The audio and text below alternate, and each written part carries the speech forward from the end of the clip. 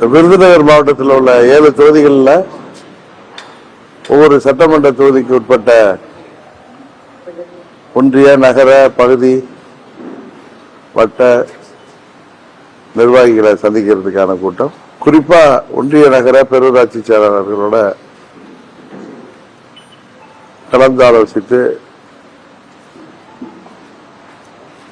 அந்த அமைப்பு தேர்தல்கள், கட்சி அமைப்பு தேர்தல்கள் நடத்துவதற்கு மற்ற உறுப்பினர் சேர்க்கையை அதிகப்படுத்துதல், 26 சட்டமன்ற பொதுத் தேர்தலுக்காக கழக நிர்வாகிகளை தயார்படுத்துவதற்கான நிர்வாகிகள் சந்திப்பு கூட்டம் இன்றைக்கு விருதுநகரில் நடைபெறும். அதில் கலந்து கொள்ளதான் நாங்கள்லாம் வந்திருக்கோம். நீங்க தான் வேற எதுவும் கேள்வி இருந்தா கேள்வி. சிபிஐ விசாரணை பிசிகா அவங்க கூட்டணி கட்சி காவலரை நம்மளே நினைக்கிறீங்களா இல்ல உங்க கருத்து? இல்ல, இன்றைக்கு ஆளுகின்ற திமுக ஆட்சி மக்கள் விரும்பாத ஒரு ஆட்சியாக நடைபெற்று வருகிறது. கடந்த 42 மாதங்களாக இந்த ஆட்சியில மக்கள் மிகவும் கோபமாக இந்த ஆட்சியை முடிவு கொண்டு வரணுங்கிற எண்ணத்துலதான் தமிழ்நாடு முழுவதும் மக்கள் மனநிலை இருக்கிறது. பழனிசாமி ஆட்சி மேல இருந்த கோபத்தால மக்கள் திமுக திருந்தி இருக்கும் நம்பி ஆட்சியை கொடுத்தாங்க. ஆனால் அவர்கள் திருந்தவே மாட்டார்கள். குறிப்பா விவசாயிகள் முதல் மாற்றுத்திறனாளிகள் வரை, அரசு ஊழியர்கள், ஆசிரியர்கள், மருத்துவர்கள், செவிலியர்கள், பகுதி நேர ஆசிரியர்கள், நெசவாளர்கள், தொழிலாளர்கள், வியாபாரம் செய்பவர்கள், மாணவர்கள், இளைஞர்கள், அனைத்து தரப்புக்கும் இந்த ஆட்சியில கொடுக்கப்பட்ட வாக்குறுதிகள்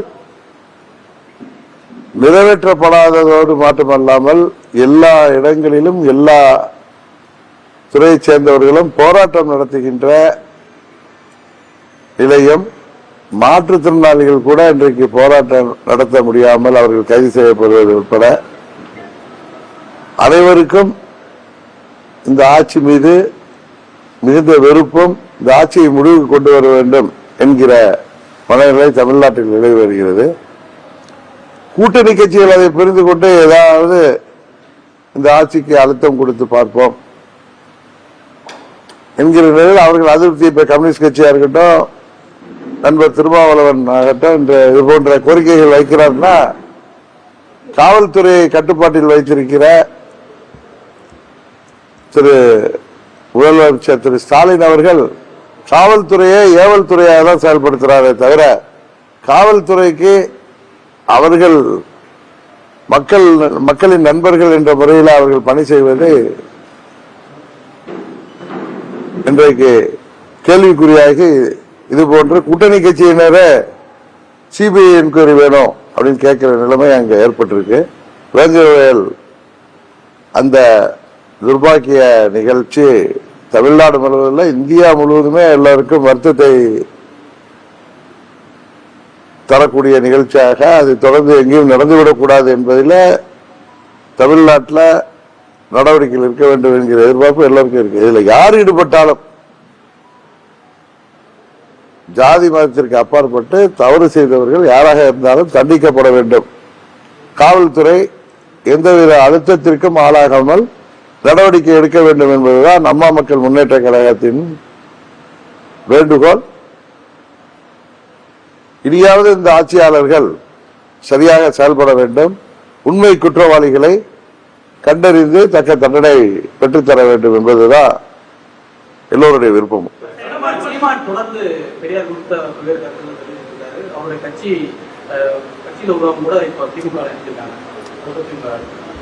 திரு சீமான் அவர்கள் என்ன காரணத்துக்காக இப்படி பேசுறாருங்கிறது ஒன்று புரியவில்லை. ஏன்னா அவர் இதே கடந்த ஆண்டு இல்ல அதுக்கு முதல் ஆண்டுகள்ல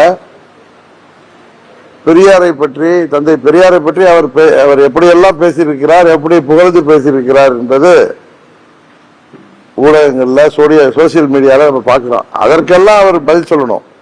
நீங்கள் ஊடகத்துறையை சேர்ந்தவர்கள், அவரை பார்க்கிறப்ப ஊடகத்துறை நண்பர்கள் தான். ஏன்னா உங்கள்கிட்ட தான் அப்படி ஒரு ஏதோ பெரிய கோபத்துல பேசுறப்ப நீங்கள் அவருக்கு கடந்த ஆண்டு நீங்கள் பேசியது அப்படி பேசுறீங்களா, இப்ப ஏன் அப்படி பேசுறீங்கிற கேள்வியை நீங்க தான் வைக்கணும்.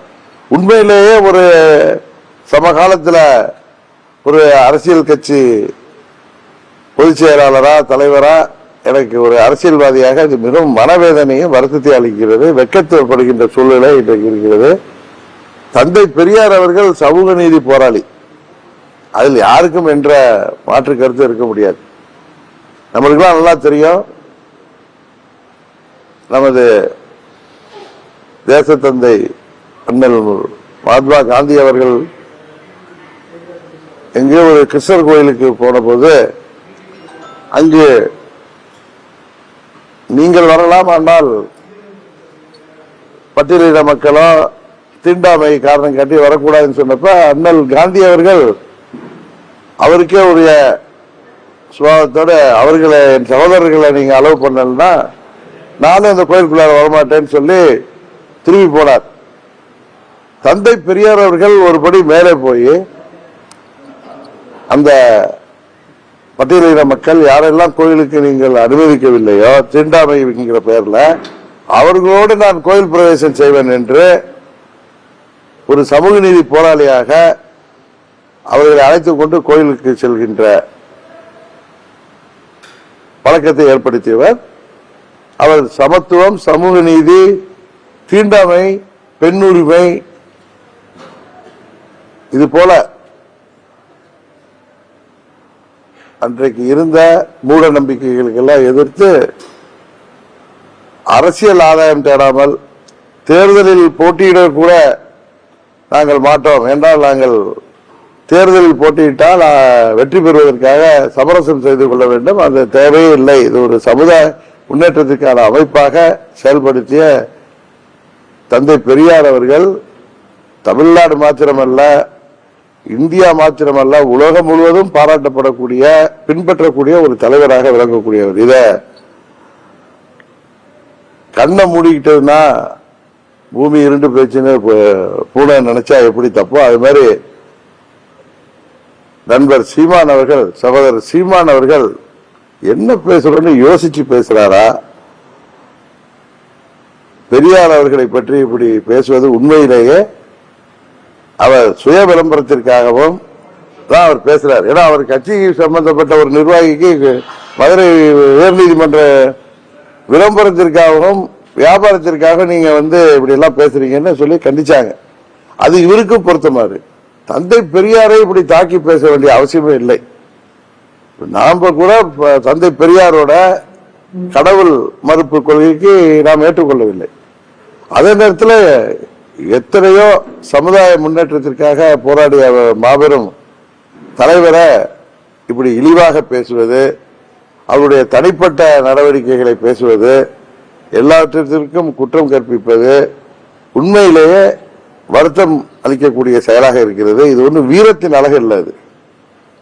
இது தந்தை பெரியார் போன்ற பெரிய தலைவரை, மகாத்மா காந்தி போன்ற பெரிய தலைவரை, அண்ணல் அம்பேத்கர் போன்ற பெரிய தலைவர்களை அவர்களுக்கு எதிராக இன்னும் சொல்ல போனால் தரம் தாழ்ந்து அவர்களை விமர்சிப்பது உண்மையிலேயே கண்டிக்கத்தக்கது, வருத்தம் அளிக்கிறது. திரு சீமான் அவர்கள் இது போன்ற பேச்சுக்களை நிறுத்திக் கொள்ள வேண்டும். அது போக போக அதிகமாயிட்டு இருக்கு. நீங்க கேட்கிறப்ப நமக்கெல்லாம் பிரபாகரன் அவர்கள் மீது எவ்வளவு, மறைந்த பிரபாகரன் அவர்கள் மீது எவ்வளவு மரியாதை இருக்கிறதோ அதைவிட பல மடங்கு தந்தை பெரியார் மீது மரியாதை இருக்கிறது. அதான் உண்மை. தந்தை பெரியார் தனது போராட்டங்களில் வெற்றி பெற்றவர். சகோதரர் பிரபாகரன் அவர்கள் வெற்றி பெற முடியாமல் போனதுனால நான் குறைவா சொல்லல. அவர் தீவிரவாதம் அவர் கையில் எடுத்து கத்தி எடுக்கிறது தவறு என்று அண்ணல் காந்தி வழியிலே நாம் போராட வேண்டும் என்பதுதான் இந்தியாவில் உள்ள பெரும்பான்மை மக்களின் விருப்பம். தந்தை பெரியார் அந்த வழியில் போராடியவர். அவரை பற்றி இவர் இப்படி பேசுவது உண்மையிலேயே தமிழ்நாட்டில் உள்ள அனைவருக்குமே தலைகுனிவை ஏற்படுத்துகிறது. அவர் பெரியார் அவர்கள் பிராமண எதிர்ப்பில் இருந்ததை நாம் ஏற்றுக்கொள்ளவில்லை. பிராமணர்கள் பல பேர் கூட என்னை சந்திப்பவர்கள், தெரிந்தவர்கள், அறிந்தவர்கள், சீமானவர்கள் பெரியாரை பற்றி இப்படி தரம் குறைத்து பேசுவதை அவர்கள் கூட விரும்பவில்லை. இவர் எதற்காக இப்படி செய்கிறார் என்பது உண்மையிலே புரியவில்லை. அவர் புரிந்து பேசுகிறாரா, புரியாமல் பேசுகிறாரா என்பது வேடிக்கையாகத்தான் இருக்கிறது. இதை வேடிக்கையாக எண்ணி எப்படி பெரியவர் வீரமணி அவர்கள் அதை ஒரு பொருட்டாக கருதாமல் அதை புறந்தள்ளிவிட்டு இருக்கிறாரோ, அதுபோல ஊடகங்களும் தமிழ்நாட்டு மக்களும் இருக்க வேண்டும். அதுதான் தந்தை பெரியாருக்கு உண்மையிலேயே நாம் செய்கின்ற மரியாதையாகும்.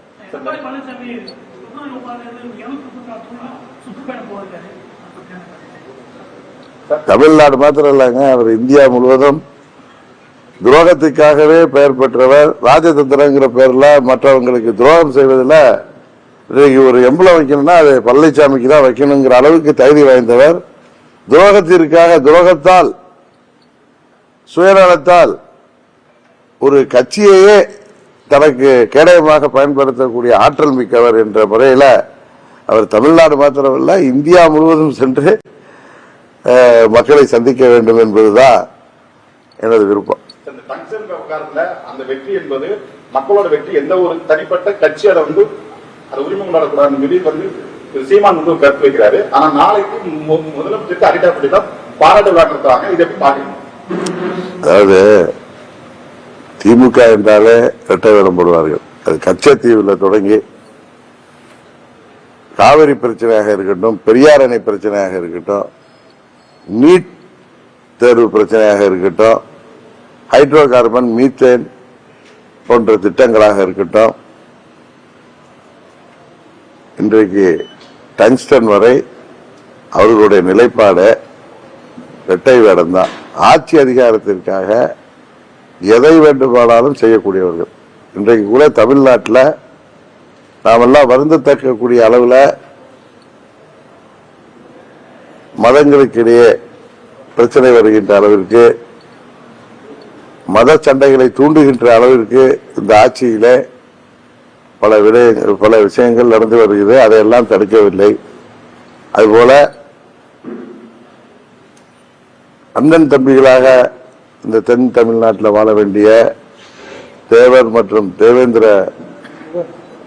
சகோதரர்களிடையே பிரச்சனைகள் உருவாகின்ற அளவுக்கு இன்றைக்கு பல நிகழ்வுகள் நடப்பதை இந்த ஆட்சியாளர்கள் தடுப்பதில் ஆர்வம் காட்டாமல் அமைதி பூங்காவாக தமிழகம் நிலவ வேண்டும் என்பதில் இந்த ஆட்சியாளர்களுக்கு அக்கறை இருக்கிறதா என்ற அச்சம் வருகின்ற அளவிற்கு இன்றைக்கு போதை மருந்து கலாச்சாரம் தமிழ்நாடு முழுவதும் பரவி கூலிப்படைகள் அதிகமாகி கொலை கொள்ளை சம்பவங்கள், செயின் பறிப்புகள், பெண்களுக்கு எதிரான குற்றங்கள் இதுவரை நாம் கேள்விப்படாத அளவிற்கு அதிகரித்து வருகின்ற நிலையில இப்ப 26 தேர்தலுக்கு முன்பு அமைதி பூங்காவாக இருக்கின்ற தமிழ்நாட்டில் மத சண்டைகளையும் சாதிய சண்டைகளையும் உருவாக்குவதற்கு ஏதோ சதித்திட்டம் தீட்டப்படுகிறோம் என்ற அச்சம் நிலவி வருகிறது.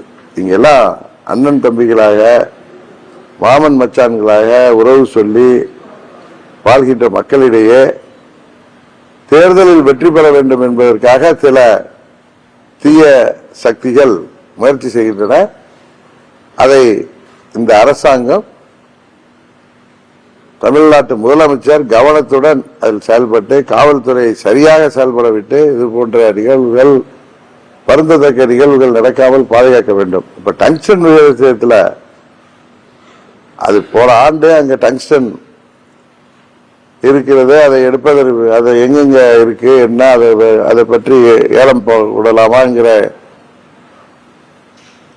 கடிதம் டெல்லியிலிருந்து வந்தப்ப இது சமணப்படுகையில் உள்ள பகுதி, மக்கள் தொகை அதிகமாக வாழ்கிற பகுதி, நீர்நிலைகள், விவசாயம் உள்ள பகுதி, இங்க பல்லுயிர் பாதுகாக்கப்பட்ட மண்டலமாக அறிவிக்கப்பட்டிருக்கு என்று சொல்லி இங்க தேவையில்லைன்னு ஒரு லெட்டர் போட்டு அன்னைக்கு நின்றுருக்கோம். இவங்க இங்க எங்கெங்க டங்ஸ்டன் இருக்கு, எங்கெங்க எடுக்கலாம், ஃபீசிபிலிட்டி ரிப்போர்ட் கொடுத்தது இவங்க. அதன் அடிப்படையில தான் மத்திய அரசாங்கத்தில் உள்ள பிஜேபி கூட்டணி இருக்கேங்கிறதுக்காக பேசல, கிளியரா அறிக்கை மத்திய அமைச்சர் திரு கிஷன் ரெட்டி, மாண்புமிகு கிஷன் ரெட்டி அவர்களே கொடுத்திருக்காங்க. பிப்ரவரியிலேருந்து ஆரம்பிச்சு நவம்பர் 7 இந்த டெண்டர் ப்ராசஸ் வரைக்கும் அமைதியா இருந்துட்டு மக்கள் விரும்பல என்னதோ என்னமோ இவர்கள் நான் பதவியில என்ன ஃபங்க்ஷன் வந்தா நான் பதவியிலே இருக்க மாட்டேன் அப்படின்லாம் சும்மா ஸ்டண்ட் அடிக்கிறவங்க தீர்மானம் நிறைவேற்றாங்க. நீட் தேர்வு வேணான்னு தான் தீர்மானம் நிறைவேற்றினாங்க. அதை இவர்களால் செய்ய முடிஞ்சிச்சா? இதுல உண்மையிலேயே மக்கள் உணர்வை புரிந்து கொண்டு மத்திய அரசாங்கம், குறிப்பாக தமிழ்நாடு பாரதிய ஜனதா கட்சியைச் சேர்ந்த தலைவர் அன்பு சகோதரர் அண்ணாமலை மற்றும் அங்கு உள்ள தலைவர்கள், இங்கு உள்ள பேராசிரியர் மற்றும் பல தலைவர்கள் இங்க இருக்கிற நிலைமையில அங்கு மாண்புமிகு பிரதமர் அவர்களிடமும் மாண்புமிகு கிஷன் ரெட்டியும் எடுத்து சொல்லி, நான் வந்தப்ப பேசினேன், உங்களுக்கு தெரியும். அங்க வந்தப்ப இந்த திட்டம் உறுதியாக நின்றுவிடும், நான் முக்கிய தலைவர்களிடம் பேசிவிட்டு தான் வர்றேன் அப்படின்னு நான் சொல்ல வேணாம், ஏன்னா அவங்க சொல்லட்டும், அவங்க செய்யட்டும்ங்கிறதுல நான் அந்த உத்தரவாதத்தை பெற்றுட்டு தான் நான் வந்தேன். கொஞ்சம் டிலே வந்தது காரணமே அது சம்பந்தமா பேசி அங்க விரும்பல, அது திட்டம் தேவையில்லை, அது செயல்படுத்தக்கூடாது, அது மக்களுக்கு பாதிப்பை தரும் சொன்னதை அவர்கள் ஏற்றுக்கொண்டு மத்திய அரசாங்கம், மாண்புமிகு பிரதமர் அவர்கள், மாண்புமிகு கிஷன் ரெட்டி அவர்கள் தமிழ்நாடு பாரதிய ஜனதா கட்சியின் முழு முயற்சியோட மக்களின் மனநிலையை புரிந்து கொண்டு அங்கு போராட்டம் நடத்தியவர்கள் நியாயமாக போராடுகிறார்கள் என்பதை உணர்ந்து கொண்டு அவர் முழு முயற்சி செய்து அதை நிறுத்தியவர்கள். அந்த கிரெடிட் எல்லாம் பாஜகவுக்கு தான் போகுமே தவிர, உங்களுக்கு தெரியும், நான் உண்மையை பேசி யதார்த்தத்தை பேசக்கூடியவர். இதுல அரசியல் ஸ்டண்ட் அடிக்கணும் விரும்பல, அதான் உண்மை. பல முறை நாங்கள் அவர்களிடம் சொன்னப்போ அது முதல்ல அன்னைக்கு வர்றப்ப கூட திரு அண்ணாமலை நான் போனல ஜனவரி 4 கூட அந்த உறுதியாக வராது அந்த திட்டம். நீங்க அதை போய் தைரியமாக அங்க சொல்லுங்க. தமிழ்நாடு பாரதிய ஜனதா கட்சி அதுக்கு உங்களுக்கு நம்ம கூட்டணி, தேசிய ஜனதா கூட்டணி மக்களுக்கு உறுதியாக இருப்போம், நீங்க சொல்லுங்க, உறுதியாக நல்ல செய்தி வரும்.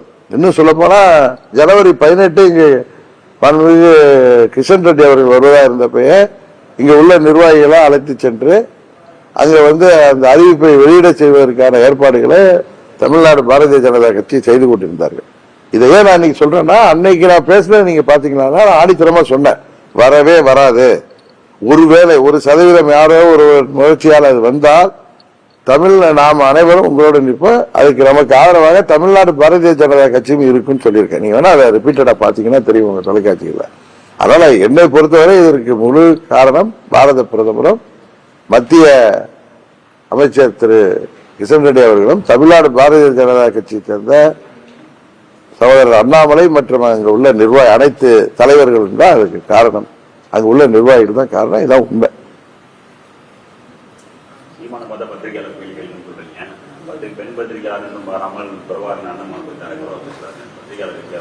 சரி, அவருடைய தரம் அவ்வளவுதான். அது ரொம்ப வருத்தம் தர்றது. ஏன்னா எங்க சித்தப்பாக்கெல்லாம் ஃப்ரெண்டா இருக்கிறவர் தான் அவர். எங்க சித்தப்பா மறைந்த திரு எம்என்னுக்கெல்லாம் அவர் நல்ல நண்பராக அறியப்பட்டவர் தான். எங்க சித்தப்பாவுடைய மறைவு நிகழ்ச்சியில கூட அந்த படத்திறப்புல கூட அவர் எங்க சித்தப்பாவோட எல்லாம் பேசியிருக்காரு. நாமெல்லாம் அண்ணாவோட வழியில் இருந்தவர்கள், புரட்சி தலைவரை பின்பற்றவர்கள், அம்மாவின் தொண்டர்கள். தமிழ்நாட்டில் இது போன்று மற்ற தலைவர்களை, அது குறிப்பாக மறைந்த தலைவர்களையும் பிற கட்சி தலைவர்களையும் நாகரிகமான முறையில் அவர்கள் மீது விமர்சனம் வைப்பது தான் தமிழ்நாட்டு மக்கள் ஏற்றுக்கொள்வார்கள். இதுபோல விளம்பரத்திற்காகவும் வியாபார நோக்கத்தோடும் பேசுவது உண்மையிலேயே மக்கள் அவர்களுக்கு தகுந்த பாடம் தருவார்கள்.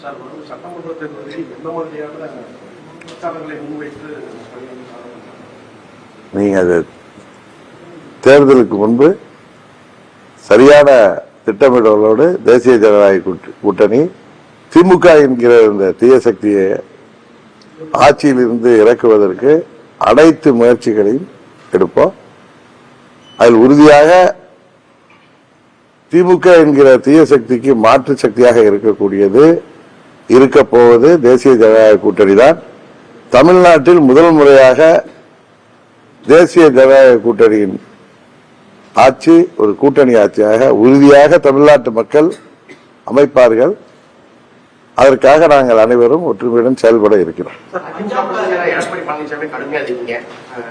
நயினா நாகேந்திரா அவங்க மிரட்டினா கூட்டணி அழைக்க வேண்டிய அவசியம் இல்லை, எடப்பாடி பழனிசாமி பேசினாலே போதும் கூட்டணி படுத்துவாங்கன்னு சொல்லி ஒரு இதை சொல்லியிருக்காரு. அவர் இல்ல அவர் என்ன சொல்றாரு, அவர்கிட்ட நீங்க நான் அவர் பேசுற வீடியோ கிளிப்பிங் பார்த்தேன்.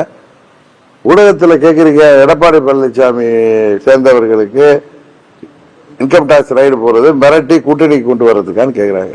மிரட்டிலாம் கூட்டணி கொண்டு வர வேண்டிய அவசியம் எல்லாம் இல்ல.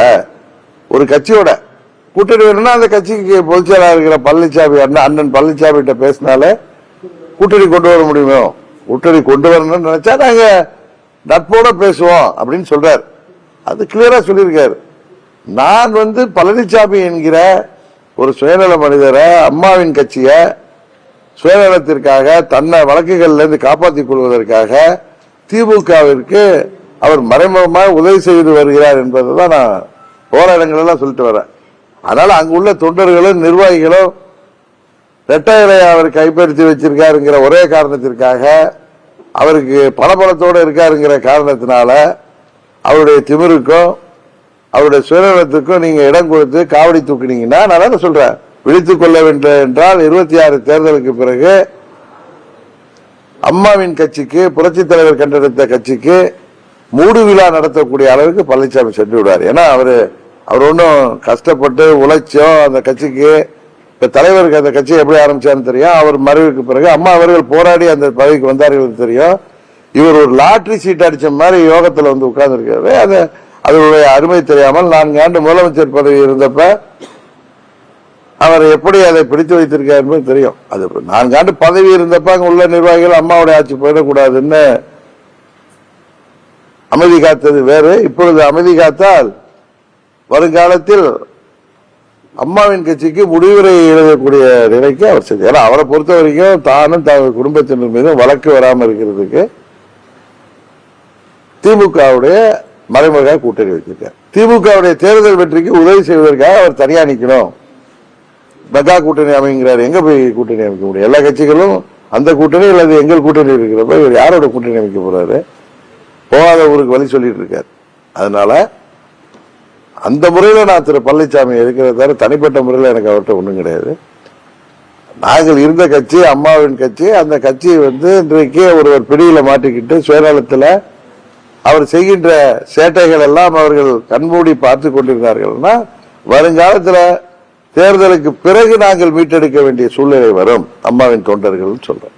அதுக்கு இடம் கொடுக்காதீங்க. முன்னாடியே விழித்துக் கொண்டு உரிய நடவடிக்கைகளை எடுத்து தேசிய ஜனநாயக கூட்டணிக்கு நீங்கள் ஆதரவு அளிப்பது மூலம்தான் உங்கள் மீது உள்ள பழியை துடைக்க முடியும். திமுகவை வீழ்த்துவதற்கு அவர் மாத்திரமல்ல, தமிழ்நாட்டில் உள்ள திமுக ஆட்சி இருக்கக்கூடாதுன்னு நினைக்கிற அனைத்து கட்சிகளும் மாற்று அணி, சரியான மாற்று அணி தேசிய ஜனநாயக கூட்டணி, அதற்கு ஆதரவு அளிக்க வேண்டும் என்கிற பொதுவான கோரிக்கையை தான், பொதுவான செய்தியை தான் நான் சொல்றேன்.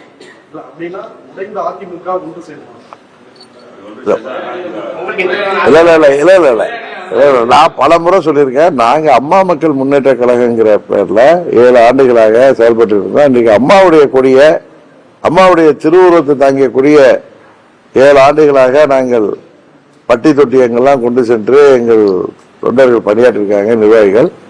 ஆனால் இணைவது என்பதெல்லாம் எங்கள் தொண்டர்கள் எடுக்கின்ற முடிவுதான். எனக்கு தெரிந்தவரை அதற்கு வாய்ப்பு கம்மி. அம்மாவின் தொண்டர்கள் எந்த கட்சி பேர்ல எந்த பேர்ல இருந்தாலும் எல்லாரும் ஒரு அணியில் திரளணுங்கிற ஒரு அணியில், அது தேசிய ஜனநாயக கூட்டணியில் வாங்க. ஏன்னா எங்க கூட வர்றதுக்கு அவங்களுக்கு நிறைய கடுமையான பிரச்சனைகள் இருக்கும். ஏன்னா எங்களை எதிர்த்து ஆர்கே நகர் தேர்தலில் இருந்து என்னை எதிர்த்து அவர்கள் எல்லாம் தேர்தலில் என்னை எதிர்த்து அவர்கள் எல்லாம் பணி செய்தவர்கள். அதுக்கு முன்னாடி அதுக்கப்புறம் பழனிசாமி ஆட்சியில மேதின கூட்டத்திற்கு கூட நாங்கள் நீதிமன்ற உத்தரவு பெற்றுதான் கூட்டங்களை நடத்தியிருக்கோம். அதனால யாருக்கும் எந்த வித ஒரு மனக்கு சங்கடமும் இல்லாம தேசிய ஜனநாயக கூட்டணிக்கு அம்மாவுடைய தொண்டர்கள் அனைவரும் வரணும் தான் நான் சொல்றேன். அது வருவதும் வராததும் அவங்க விருப்பம். நீங்க ஊடகத்தை சேர்ந்த நண்பர்கள் கேட்கும்போது பதில் சொல்ல வேண்டிய கட்டாயத்தில் நான் சொல்றேன். இல்லாட்டி நான் பழனிசாமியை பத்தியோ அந்த கட்சியை பத்தியோ நான் என் கட்சி மீட்டிங்ல நீங்க பேசியோ பார்க்க முடியாது. எங்களுடைய கொள்கை, இந்த இயக்கம் ஆரம்பிக்கப்பட்டது மேலூர்ல அம்மாவின் கொள்கைகளையும் லட்சியங்களையும் தொடர்ந்து கொண்டு செல்ல வேண்டும்.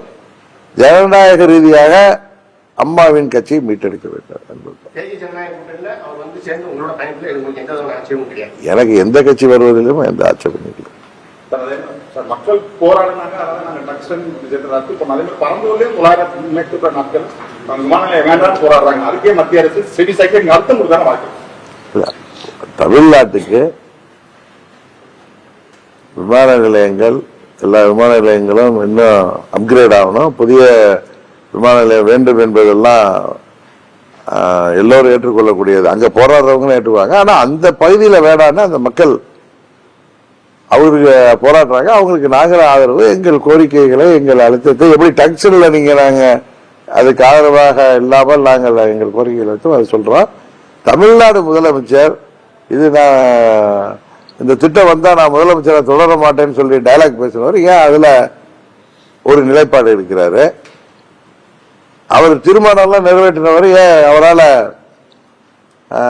நீட் தேர்வு ரத்து செய்ய முடியல? நமது அரசு ஊழியர்கள், ஆசிரியர்கள், போக்குவரத்து தொழிலாளர்கள் பழைய ஓய்வு திட்ட அறிவிப்பினாரு, அதெல்லாம் ஏன் கொண்டு வரல? கொரோனா காலத்தில் கடுமையாக உயிரை பரவ வைத்து பணியாற்றிய மருத்துவர்களையும் செவிலியர்களையும் நிரந்தரம் செய்வோம்னு சொன்னாரு. தேர்தல் வாக்குறுதியில சொல்லுது. அன்னைக்கு ஒரு போய் சொல்றாரு, இன்னும் 530 தொகுதியில எத்தனையோ சதவீதம் நிறைவேற்றிட்டேன்னு உண்மையா? அப்புறம் ஏன் எல்லாம் தெருவுக்கு தெருவு, எல்லா இடத்துலயும் ஊருக்கு ஊரு எல்லா பிரிவினரும் எல்லா துறையை சேர்ந்தவர்களும் போராட வேண்டிய அவசியம் என்ன? பழைய ஓய்வூதிய திட்டமே கொண்டு வரல. குறைந்தபட்சம் சொல்ற விவசாயிகள் கடனை எல்லாம் தள்ளுபடி செய்யணும்னு சொன்னீங்களா? எங்க தள்ளுபடி செஞ்சீங்க? மாணவர்களுக்கு கல்வி கடன் எல்லாம் ரத்து செய்யறாங்க. இளைஞர்களுக்கு ஆண்டுக்கு எத்தனை லட்சம் பேருக்கு வேலை வாய்ப்பை உருவாக்கி தருவேன்னாங்க. எத்தனை தொழிற்சாலைகளை கொண்டு வந்திருக்கீங்க? ஃபாரின்லாம் போய் தாட் போட்டுன்னு போயிட்டு வந்தீங்களா? எத்தனை தொழிற்சாலைகள் வந்திருக்கு? எவ்வளவு பேருக்கு வேலை வாய்ப்பு வந்திருக்கு? எதற்கெடுத்தாலும் மத்திய அரசாங்கத்தை குறை சொல்றது விட்டு நீங்க உங்கள் செயல்பாடு என்ன? அந்த பயத்தினாலதான் யாரு போராடினாலும் அதை தாங்கிக் கொள்ள முடியாமல் அவர் எல்லாரையும் கைது செய்கிற நடவடிக்கைங்கிறாரு. யாரோ அவங்க ஆளுங்க ஓட்டின போஸ்டர்ல ஒரு வயதான மூதாட்டி மக்களின் மனநிலை தெளிவுபடுத்துற விதமா அதுல எதையோ தூக்கி எறிகிறாங்க, அவங்கள கைது பண்ண அலைஞ்சாங்க. நீங்க கூட அன்னைக்கு வந்தப்ப சொன்னாங்க கன்னியாகுமரிக்கு ஒரு படையெடுப்பு இருக்குன்னு, அது என்ன பண்ணாங்கன்னு தெரியல. எல்லாருடைய எதிர்ப்பை கண்டு அமைதியாயிட்டாங்க. எதிர்கட்சிகள் குரலை நிறுத்தப்படுகிறது. இந்த அண்ணா யூனிவர்சிட்டி குடியின் செயல்ல உண்மையை கொண்டு வரணும், காவல்துறை செயல்படணும் சொல்லி போராட்டம் நடத்திய அனைத்து எதிர்கட்சிகள் தலைவர்களும் கைது செய்யப்பட்டார்கள். அவர்களுடைய திரு பாலகிருஷ்ணன் கம்யூனிஸ்ட் கட்சி தலைவரை அறிவிக்கப்படாத எமர்ஜென்சி தமிழ்நாட்டில் நிலவுதுங்கிற சொல்ற அளவுக்கு இன்றைக்கு நாட்டு நிலைமை இருக்கு. கூட்டணி கட்சியை சேர்ந்தவர்கள் இன்றைக்கு சிபிஐ என்கொயரி கேட்கிறார் திரு திருமாவளவன் அவர்களும் திரு பாலகிருஷ்ணன் அவர்களும். இதுதான் இந்த திராவிட மாடல் ஆட்சியின் இன்றைய நிலைப்பாடு. ஆனா இந்த ஆட்சியில இன்றைக்கு மத கலவரங்களையும் ஜாதிய சண்டைகளையும் கலவரங்களையும் உருவாக்கி யாரோ குளிர்காய பார்க்கிறார்கள். அதற்கு காவல்துறை கவனமாக இருந்து செயல்பட வேண்டும். அதை அரசாங்கம் உறுதி செய்ய வேண்டும்.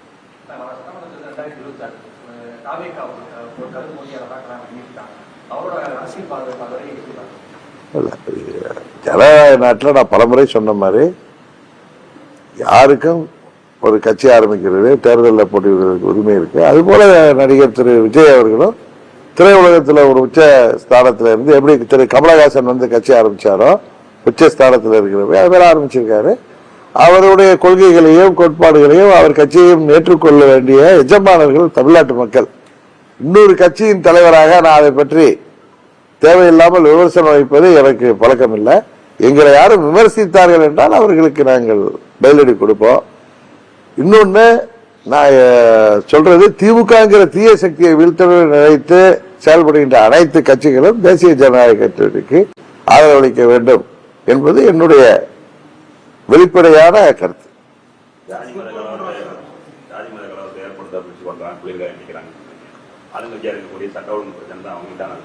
ஆமா, அவங்க மறைமுகமா தூண்டிட்டு யாராவது அப்புறம் மேல வச்சுட்டு போயிடுவாங்க. யாராவது கிடைத்தா அவர்கள் மேல வைப்பாங்க. இல்லங்க, காவல்துறை அது அவங்களுக்கு பாதிப்புன்னு அவங்க எது இந்த வரைக்கும் எத்தனையோ சட்ட ஒழுங்கு பாதிப்புல என்ன செயல்பட்டாங்க? இங்க போதை மருந்து கலாச்சாரம், பட்டி தொட்டியெல்லாம் போதை மருந்து விற்கித, போதை மாத்திரைகள், போதை மிட்டாய்கள்லாம் விற்கித, கஞ்சா விற்கப்படுது. இன்னைக்கு இளைஞர்களுக்கெல்லாம் வேலை வாய்ப்பை உருவாக்கி தருவேன்னு சொல்லிட்டு எல்லாரும் கூலிப்படைகளை உருவாக்குறாங்க. 5000த்துக்கும் 10,000த்துக்கும் யார் உயிரை வேணாலும் எடுக்கலாங்கிற நிலைமைக்கு இளைஞர்கள் போதை மருந்துக்கு அடிமையாகி இன்றைக்கு செயல்படக்கூடிய வெக்கக்கடான்னு சொல்லி இது இந்த ஆட்சியில தானே அவங்களுக்கு தானே கெட்ட பேர் வந்திருக்கு. அவங்க அதை கண்டுக்கிட்டாங்களா? தேர்தல் நேரத்தில் ஏழை எளிய மக்களுக்கு 500, 1000 கொடுத்து எப்படிப்பாங்க? ஈரோடு கிழக்கில் அவங்க ஏற்கனவே வெற்றி பெற்றார்களோ அந்த மானிய பாராளுமன்ற தேர்தலில் அதை கை கொடுத்த மாதிரி கொடுக்குன்னு நினைக்கிறாங்க. அவர்கள் கனவு பகல் கனவு. இந்த 26 தேர்தலில் அவர்களுக்கு தக்க பாடம் புகட்டப்படும். இன்னைக்கு இங்க தமிழ்நாட்டில் நான் சொல்றது குற்றச்சாட்டு இல்லை, நடக்கிற நிகழ்வுகள், அதில் யார் யார் ஈடுபட்டு செய்யறாங்க எல்லாத்தையும் பார்க்கிறப்ப காவல்துறை அதுல எந்த நடவடிக்கையும் எடுக்காம, அன்னைக்கு கூட ஒரு தொலைக்காட்சியில பார்த்த ராமநாதபுரம் மாவட்டத்தில் 2 சமுதாயத்திற்கு இடையே பூசல்கள் வருகின்ற அளவுக்கு போராட்டங்கள் வெடிச்சிருக்கு. அதுல காவல்துறை சரியாக செயல்படாமல் மெத்தனமா இருக்குன்னு ஒரு தொலைக்காட்சியில செய்தி வந்ததே பார்த்தோம். இது போன்ற நிகழ்வுகள் அலார்மிங்கா இருக்கு. இங்க தேவையில்லாத கலவரங்களை உருவாக்குவதற்கு காரணமாக யாரோ செயல்பட்டு இருந்தால் அதை இந்த அரசாங்கம் தடுக்க வேண்டும். காவல்துறை சுதந்திரமாக செயல்பட அனுமதிக்க வேண்டும். எப்படி போதை மருந்து கலாச்சாரத்தை தடுக்க முடியாம திணறிட்டு இருக்காங்களோ அது போல இதுவும் கட்டுக்கடங்காம போனுச்சுன்னா தமிழ்நாடு சுடுகாடாக மாறுவதற்கு காரணமாயிடக்கூடாதுன்னு சொல்றோம்.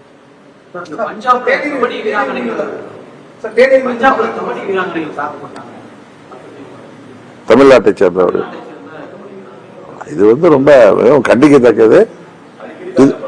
இது போன்ற நிகழ்வு நடக்காமல் மத்திய அரசுகள் தடுக்க வேண்டும். அதுக்கு மாநில அரசும் சரியான வருங்காலத்தில் நடக்காம அதுக்கான நடவடிக்கைகள் எடுக்கணும். இல்ல, எங்களுக்கு அழைப்பு வந்திருக்கு. எனக்கு நாளைக்கு நான் ஏற்கனவே ஒத்துக்கொண்ட ப்ரோக்ராம் இருந்ததுனால அது முடிச்சுட்டு முடிஞ்சா போயிடுவேன். போறதுக்கான முயற்சிகள் செய்து கொண்டு. ஆமாங்க, எல்லா அரசியல் கட்சிக்கும் கொடுத்துருக்க மாதிரி கொடுத்துருக்காங்க. அதுல என்ன இருக்கு? எனக்கு வந்து அம்மா மக்கள் முன்னேற்ற கழகத்தின் பொதுச்செயலாளர் போல எனக்கு அறிவிப்பு வந்திருக்க மாதிரி அவர் அவங்க கட்சியுடைய தலைவர் அவரே. அதுக்காக இதை எப்படி பாக்குறீங்கன்னா இது அப்படிலாம் கிடையாது. இல்ல இல்ல அப்படி கிடையாது. கவர்னர் வந்து தேர்தல் ஆணையத்தில் ரெஜிஸ்டர் பண்ணிருக்க கட்சிகளுக்கெல்லாம் கூட அனுப்பி இருக்கலாம். அதனால அதை அனுப்பக்கூடாதுங்கிறீங்களா? அது நல்ல விஷயம் தானே. கவர்னர் வந்து இது ரிபப்ளிக் டே விருதுக்கு ஒரு எல்லா கட்சிகளுக்கும் அனுப்பி கொடுத்திருக்காரு. அப்படிதான் நீங்க பாக்கணுமே தவிர நேற்று ஆரம்பிச்சாங்க நாளைக்கு ஆரம்பிச்சாங்கன்னு கிடையாது. அது ஒரு ரெஜிஸ்டர்ட் பார்ட்டி, கரெக்டு தானே? அந்த முறையில அவர் அழைப்பு கொடுத்திருக்காரு. தேர்தல் தான் அறிவிக்கணும். தேர்தல் நீங்க உரிய வெற்றி பெற்றா உங்களுக்கு ரெகக்னைசேஷன் கிடைக்கும். அது ரெஜிஸ்டர்ட் பார்ட்டி, ஒரு கட்சியோட ரெஜிஸ்டர்ட் பார்ட்டியா இருக்கிறவங்களுக்கு அனுப்பியிருக்காரு அப்படின்னு தான் நான் பாக்கிறேன். அதை தாண்டி நீங்க கேட்கிற நீங்க எந்த பார்வை பாக்குறீங்கன்னு எனக்கு தெரியாது. நேற்று ஆரம்பிச்ச கட்சியா இருந்தாலும் ரெஜிஸ்டர் ஆகி வந்துருச்சுன்னா நிச்சயம் கவர்னர் இருந்து அழைப்பு வந்திருக்குன்னு தான் நான் நினைக்கிறேன். எங்க கட்சிக்கு எல்லாம் வந்திருக்கிற மாதிரி.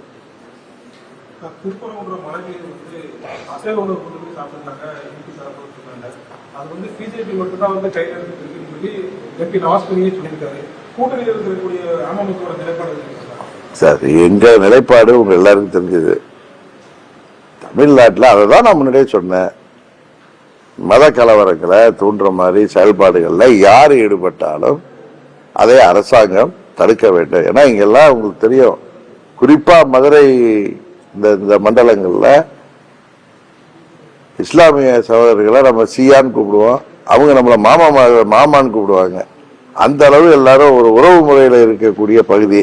இங்க திடீர் அந்த பழனி திருப்பரங்குன்றம் முருகன் கோயில் இருக்கிற இடத்துல நிறைய சித்தர்கள் சமாதிகள் இருக்கு. அதே மாதிரி சிக்கந்தர் பாக்ஷாங்கிற தர்காங்கிறது ஒரு ஜீவ சமாதியா தான் இருக்கணும், ஒரு இஸ்லாமிய மகானுடைய சன்னதி. இதுக்கு முன்னாடி எல்லாம் எப்படி போய் வழிபட்டு வந்தாங்கிறது நமக்கு சரியா தெரியல. நீங்க ஏதாவது கேட்பீங்கன்னு நானும் வர்றப்ப அதை பத்தி பார்த்தேன். ஏற்கனவே அவர்கள் எப்படி வழிபட்டு வந்தார்களோ அந்த முறையில அளவு பண்றது நியாயமா இருக்கும்.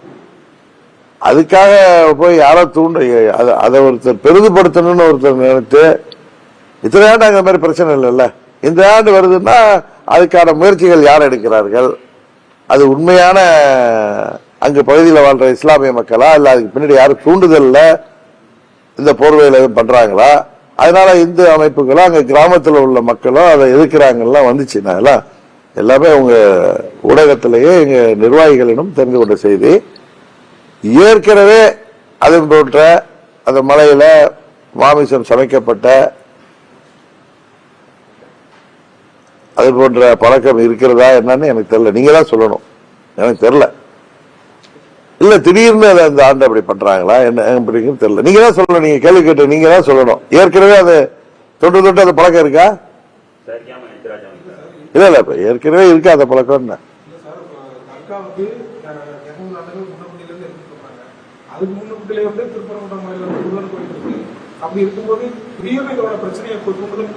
இந்த ஆண்டு தான் வந்திருக்கு சார், 200 ஆண்டா இருக்குன்னு நீங்க தான் சொல்றீங்க. இதற்கு முன்பு அங்க மேல மலையில மாமிசம் சமைத்தார்களான்னு நமக்கு தெரியல. அதனால நாங்க உங்க நிலைப்பாடு என்னன்னா, எங்க நிலைப்பாடு நமக்குள்ள இந்து முஸ்லீம் கிறிஸ்துவர் சமணர் பௌத்தர் சீக்கியர் அப்படிங்கிற பாகுபாடு இல்லாம எல்லாம் சகோதரர்களாக, அது குறிப்பா அது திரும்ப சொல்ல வேண்டியது, பெரியார் நமக்கு இங்க எல்லாருக்கும் சமத்துவ மனநிலையை உருவாக்கி சென்ற பூமி. இங்க அப்படிலாம் ஜாதி மத பார்க்காம தான் இருப்போம். யாரோ ஒரு சில தூண்டுதலுக்கு ஆளாகி ஏதாவது பிரச்சனைகள் வர்றப்ப அது பெரிய பிரச்சனையாகாம அதை தடுக்க வேண்டியது அரசாங்கத்தோட கடமை. இதை ஊடகங்கள் அது சரியா கையாளணும். நீங்க தான் அதுல என்ன நடைமுறை, இதற்கு முன்பு நடைமுறை எனக்கு தெரியாத வச்சு நானும் யூகத்துல பதில் சொல்லக்கூடாது. ஏன்னா இதெல்லாம் ரொம்ப சென்சிட்டிவான விஷயம். உங்க நிலைப்பாடு என்னன்னா, எங்க நிலைப்பாடு அங்க இந்துக்களும் இஸ்லாமியர்களும் எப்பொழுதும் போல சகோதரர்களாக இருக்கணும், அங்க அமைதி பூங்காவாக இருக்கணும். அங்க திருப்பரங்குன்ற மலையில முருகரை போய் வழிபடுறதுக்கும் அங்க உள்ள சித்தர்களை எப்படி நேற்று வரைக்கும் எப்படி வழிபட்டு வந்தோமோ அது மாதிரி போகணும். அவங்களும் அந்த தர்காவுக்கு எப்படி எல்லாம் போயிட்டு வந்தாங்களோ, அந்த கந்தூரி விழாவில் இதுக்கு முந்தைய ஆண்டுகள் எல்லாம் எப்படி நடைபெற்றுச்சோ, அது என்ன பழக்க வழக்கம் இருந்துச்சோ அதை தொடர்ந்து நடக்கிறது தான் முறையா இருக்கு. அதை காவல்துறை சரியாக கையாள வேண்டும், அரசாங்கம் சரியாக கையாள வேண்டும். இல்ல தேவையில்லாம யாராவது போய் அதுல மேல ஏறி அதை பண்ற அது மாதிரி இங்கேயோ நான் தடுக்கிறேன்னு சொல்லி உணர்ச்சி வசப்பட்டு இதுல பிரச்சனைகள் வராம இருக்க வேண்டும். எல்லோருக்கும் அதான் வேண்டுகோள். எங்கள் நிலைப்பாடு எப்பொழுதும் போல திருப்பரங்குன்றம் பகுதி அமைதி பூங்காவாக திகழ வேண்டும்.